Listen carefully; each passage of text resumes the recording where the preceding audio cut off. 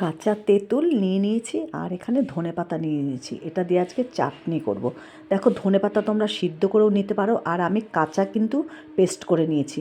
তেঁতুলটাকে একটু নুন দিয়ে আমি আগে সিদ্ধ করে নেব। সিদ্ধ করে ভালো করে হাত দিয়ে চটকে তার কাতটা বের করে নেব। আর দেখো কাঁচা অবস্থায় আমি কিন্তু ধনেপাতাটা পেস্ট করে নিচ্ছি। আবার তোমরা ইচ্ছে করলে হালকা একটু সিদ্ধ করেও করতে পারো অল্প জল দিয়ে।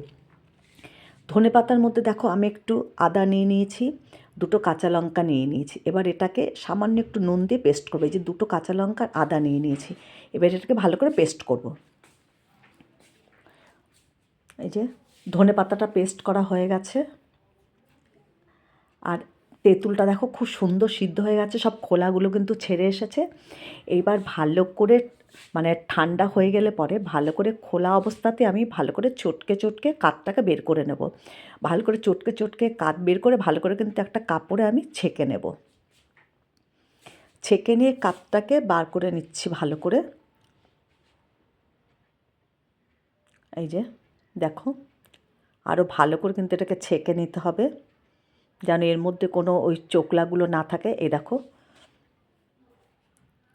আর এদিকে কড়াইয়ে আমি একটুখানি পাঁচফোড়ন সম্বাদ দিয়েছি, আর এদিকে একটা শুকনো লঙ্কা ভেঙে দিয়েছি।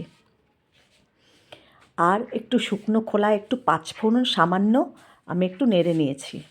ওটাকে গুঁড়ো করে নেব পাঁচফোড়নটাকে। এই যে পাঁচফোড়ন আর শুকনো লঙ্কা ফোড়ন দিয়ে আমি ধনেপাতাটা দিয়ে দিলাম এর মধ্যে। এবার ভালো করে নুন হলুদ সমস্ত কিছু দিয়ে একটু কিছুক্ষণ নেড়ে নেব। একটু ভালো করে নেড়ে নিলে জলটা একটু আর একটু টেনে যাবে।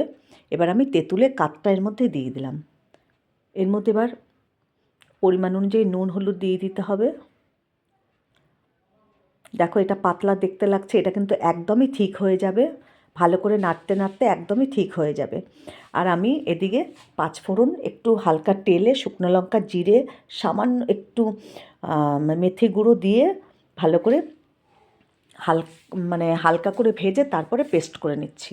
আর এদিকে দেখো নুন হলুদ দিয়ে ভালো করে এটাকে আমি ভালো করে জাল দিয়ে নিচ্ছি আগে। আর এই যে চিনি দিয়ে দিলাম, চিনিও দিয়ে দিয়েছি। চিনি দিয়ে খুব ভালো করে কিন্তু এটাকে নাড়াতে হবে।